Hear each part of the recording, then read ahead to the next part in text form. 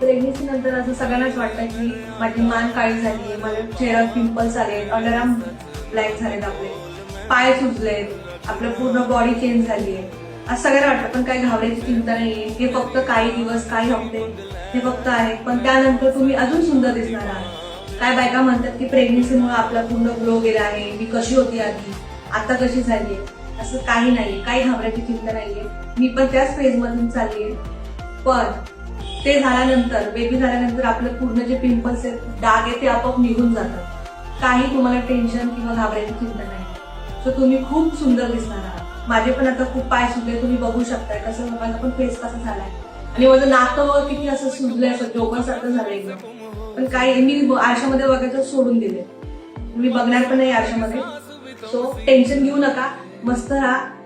तर बेबी व्हायच्या आधी पण सेम आपला ग्लो होता, तसाच बेबी नंतर पण आपला तसाच ग्लो राहणार आहे. सो टेन्शन घेऊ नका. जसे तुम्ही आधी सुंदर होतात तसे आता पण खूप सुंदर आहात आणि नंतर बेबी नंतर पण खूप सुंदर दिसणार. सो टेन्शन घेऊ नका.